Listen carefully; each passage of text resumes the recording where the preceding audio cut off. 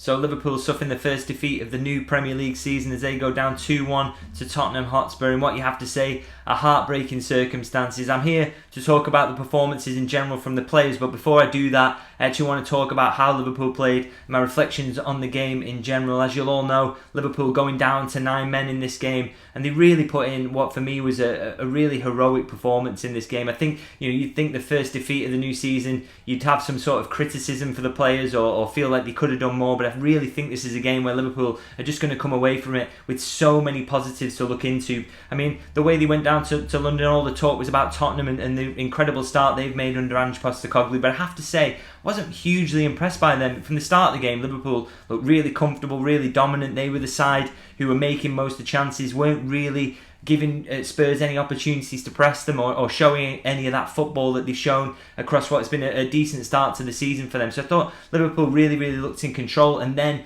the first red card comes about. Now, on that decision, I think Curtis Jones can count himself remarkably unlucky, really. I don't think it's one that's going to get overturned. I think all the ingredients for a red card, the PGMOL will definitely say were there, but I think he's so unfortunate that he's trying to sort of tow a ball away, and his foot just slips over a wet ball, and then it ends up with his studs on Yves Bissouma. Even then, I think there wasn't a huge amount of force behind it, definitely no malice, but I think he's unfortunate in that when the ref goes over to the screen to take a second look after initially showing a yellow card, which I think would have been a fair decision for me, he turns up to the screen and there's a still there that shows Jones with his studs on Bissouma's ankle. It doesn't look good, and you think from that moment on really that the red card is inevitable. But I will say from that point onwards, Liverpool coped with that one-man disadvantage really well. It wasn't just that they were containing Spurs or anything like that. I thought they were really in the game. It was, they were creating opportunities of their own. They were getting up the pitch, and although they conceded shortly after the sending off, it wasn't a huge surprise that they were level by half time because they had created opportunities.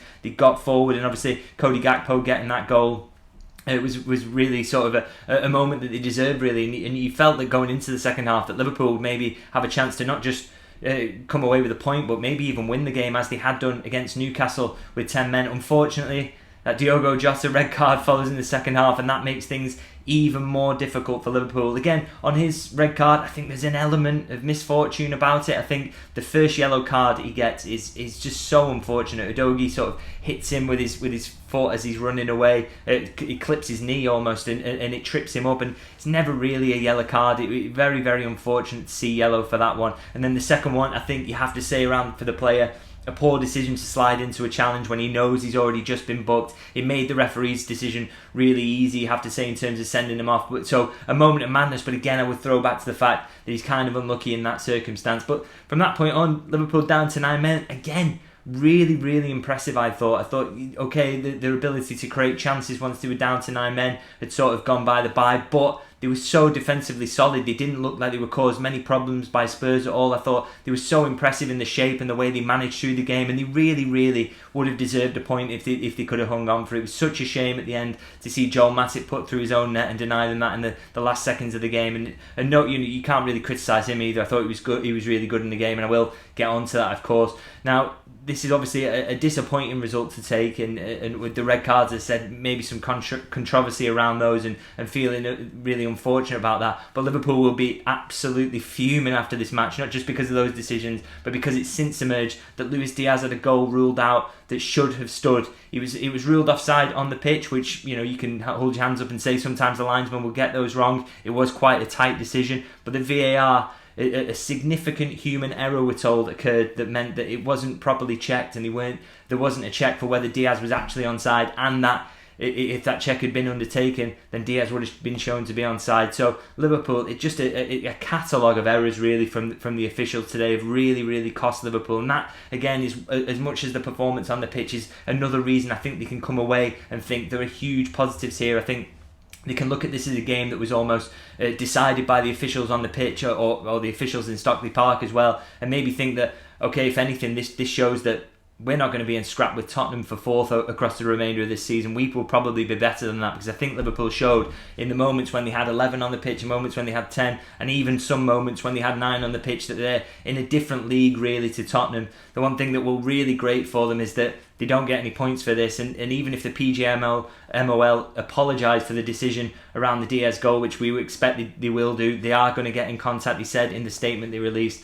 That apology to Liverpool is utterly worthless. They would have at least liked a point or 3 points from this if the decisions had have gone their way. Let's hope things change and they start to get the rub of the green going forward, because as many of you will have noted, this is a Jurgen Klopp team that had finished top of the Premier League fair play table for 5 consecutive seasons, and now has got 4 red cards inside the first 7 games of the new season. Something has got to change. Surely Liverpool's luck will change with the officials going forward. Anyway, away from that, I don't like to talk about referees. Let's talk about the match itself and the performances. I'll go through the team from back to front as usual, starting with the goalkeeper, Alisson. A game where Liverpool, of course, with the deficit they had in terms of numbers on the pitch, they were going to face shots from Tottenham, but I thought Alisson, yet again, utterly impeccable in everything he did in this game. You can't put either of the goals at his door. Very unfortunate shots that he couldn't really save. Nothing he could do about either of them. But I thought what he did do and the stuff he could do anything about, he was absolutely remarkable. There's a couple of saves. One from Maddison, a left-footed shot that looks like it's going to bury in the corner that he somehow gets across and tips around the post, and a powerful effort down the centre from Son that he again tips over the bar. And I thought in that second half as well, there's another one where Kulusevski gets the ball on the right-hand side and cuts in and tries to loft one. It's a dangerous situation. Tottenham are throwing numbers in the box, and you just get this confident Brazilian coming out from nowhere to pick the ball out of the sky. He does that so many times in games. He's so crucial to what Liverpool do, and he also was really good, in fact, in terms of helping them around the Tottenham press today. Some of his long passes out to the full-backs when they were trying to put the squeeze on the centre-halves, really incredible. What a player he is. For me, the best goalkeeper in the world, and I think he showed that again, even in difficult circumstances today. Moving into the defence, Joe Gomez starting at right back again with Trent Alexander-Arnold not considered quite ready, and I thought he was faultless again. He really should be proud of the efforts he's put in, I think, since coming in at right back. I think it's a position that Liverpool fans would maybe not like to see him play there that often. They don't think he's maybe a direct light-for-light backup to Alexander-Arnold, but I think he showed that he's capable of doing that today. He was so good again, and it's not just his defensive work, which is always impeccable, and his pace that he gives to that back line, and he gives that protection as well, but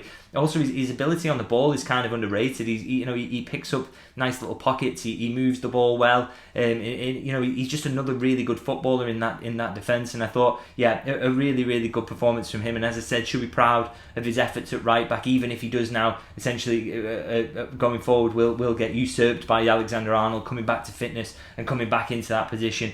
Elsewhere in the defence, Virgil van Dijk, another really imperious performance from him. Liverpool were under the cosh for large stages of this because of the numerical deficit, but I thought he really, really stood up to that, and what you would call a captain's performance. I've got some statistics here for him: 8 clearances and 6 block shots, which says everything about in terms of how he was putting his body on the line, how he was keeping Liverpool solid, and his organisational skills as well were absolutely vital, because Liverpool didn't offer a lot of space, and a lot of those block shots he would have made were Tottenham really hopeful efforts from the edge of the box, because Liverpool had contained them so well. And I think you have to give big credit to Virgil van Dijk for the way he organises around that. He plays a huge role in that. Elsewhere in the defence, Joel Matip next to him, again for me, brilliant. I think it was a big call really to sort of put him in the team today, because Ibrahim Konate, as we know, is back and he's fit and possibly would have been available to start this game, but the manager goes with Joel Matip instead, goes with an experienced head rather than that sort of extra pace that Konate had.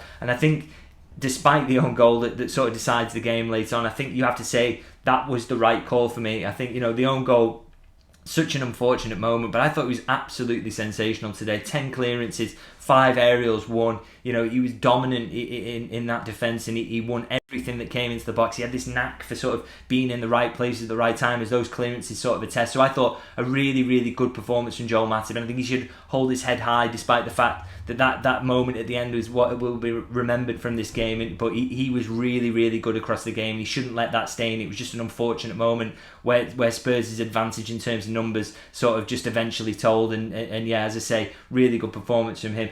Next to him on the left side, Andy Robertson again. I just think he's been brilliant in recent weeks, by the way. There was some questions, weren't there, at the start of the season about his position in the left-hand side of that Liverpool defence and whether he is the right fit for that. But I think he's really has silenced the doubters around that recently. I think he's been sensational in recent weeks. Just ability to pick the right moments to go forward, defensively perfect as ever. You would back him up against any winger, and I thought he was really good today. Making Kulusevski make decisions that he didn't want to make, and sort of showing him in positions where he didn't want to go. Really managed him well, and he also ends the game with 4 key passes, so he is getting forward and he is making things happen week after week at the moment. So another really strong performance from him, and long may it continue. In the midfield, Alexis Mac Allister in that holding role. I keep thinking every week really that at some point his lack of physicality in that role is, he's not extra quick, is he? He's not the strongest. I keep thinking it's going to tell, but again, this wasn't a game where the talent that Tottenham have got in the midfield, they didn't dominate him in any way physically, or weren't able to exploit his lack of pace or play around him or anything like that. He just seems to be capable of cutting off passing lanes, and when he does get the ball in those deep positions, we know how capable he is of passing it out, and his extra inventiveness that he's got, which he tends to use a bit further up the pitch, but he can pass through lines, and he can get Liverpool on the front foot. So he looks a really sort of good fit for that position for Liverpool. Whether that is what happens in the long term, or whether Liverpool look to get a more physical holder in, we'll have to see, or whether Endo sort of comes to the fore there. But I think Alexis Mac Allister is doing a really good job there at the moment, and he'll hope to continue in that position going forward.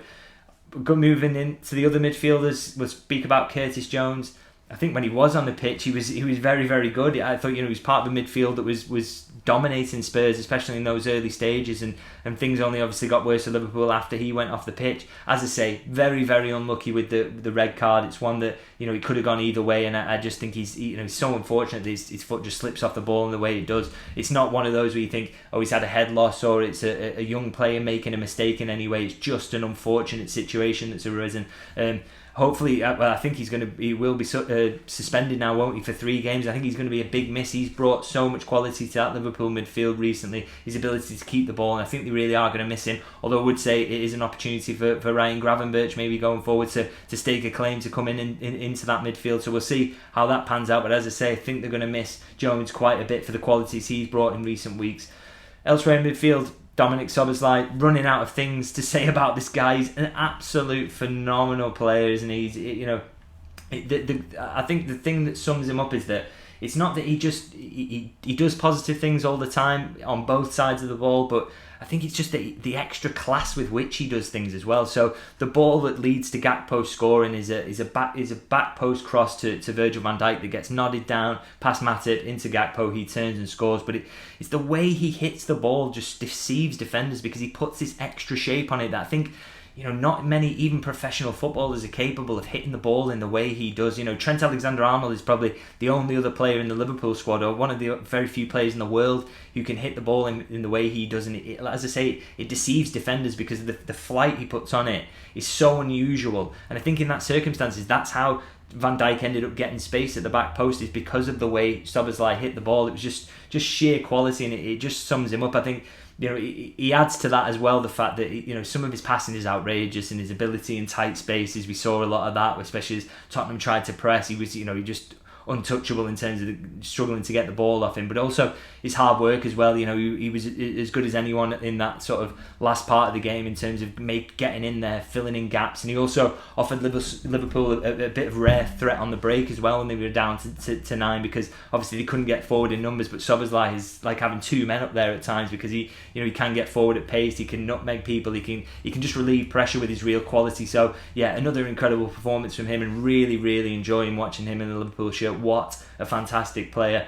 Speaking of fantastic players, we're moving to the forward line now. Mohamed Salah, no goal, but for me, again, this was just a performance that summed up that he's world class. I've heard people talking recently, as recently as this season on social media, talking about how maybe Liverpool should have taken the Salah money from the Saudi Arabian money for Mo Salah, because he's currently on the decline. There's absolutely no sign of that whatsoever. He is world class day in, day out, and I think he showed it again today. As I say, no goal, but his work in terms of his touch on the ball, his ability to take it in difficult situations and come away with it and get Liverpool on the front foot. He just does it constantly. He's such, you don't think of him as a hold-up player, but he is for me. He's so capable of taking the ball with a defender on his back and coming out with it and making something of it, and he did it time and time again today. And he was, of course, robbed of an assist, but for what is an absolutely beautiful through ball for Luis Diaz for the goal that was wrongly chalked off for offside. That should have been another assist to his tally. We spoke before about the fact that he has a shot at matching that Premier League or even surpassing